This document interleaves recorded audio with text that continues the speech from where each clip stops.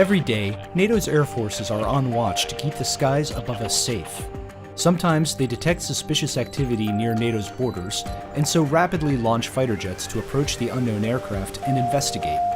This is known as an air interception. But how does it work?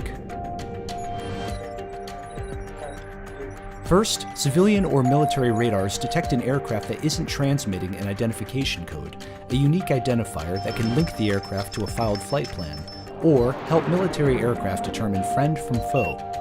They alert NATO's Combined Air Operations Centers, or CAOCs. CAOC Torrejon in Spain is responsible for air traffic in the south of Europe, while CAOC Udom in Germany handles everything north. Air traffic controllers attempt to contact the aircraft. If that doesn't work, their commanders may decide that NATO needs to visually identify the radar track. This means scrambling fighter jets.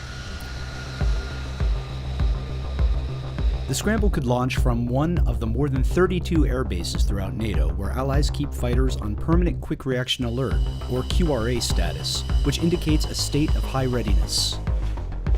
Pilots on QRA have 15 minutes to get ready, get into their jets, and take off. Controllers on the ground give them a heading, altitude, and distance to interception. They don't know what they'll find, but they're prepared for anything. We count at the turn coming. The pilots find the aircraft and get close enough to visually identify it while maintaining a safe distance. Sometimes, the unidentified planes are foreign military aircraft.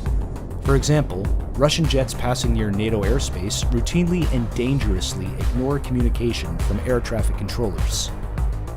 This tango. 10.2, back. If the unresponsive plane is a foreign jet transiting through international airspace, NATO pilots note the aircraft type, watch for any unusual behavior, and report back to their ground controllers. 10.2. Once the aircraft is safely away from NATO airspace, the Allied fighters break off their escort and return to base. Often, the unresponsive aircraft is a civilian plane experiencing a communications malfunction. NATO jets can confirm the problem using hand signals and help escort the plane to safety. Once their mission is completed, the jets return to their home station.